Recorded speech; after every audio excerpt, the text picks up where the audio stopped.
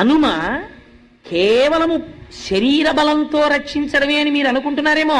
హనుమ కాలాతీతుడై రక్షణ చేస్తారు. మీకు ఒక ఉదాహరణ చెప్తాను. సముద్రమునకు సేతువుని బంధిస్తున్నారు. ఆ సేతు నిర్మాణం జరుగుతోంది.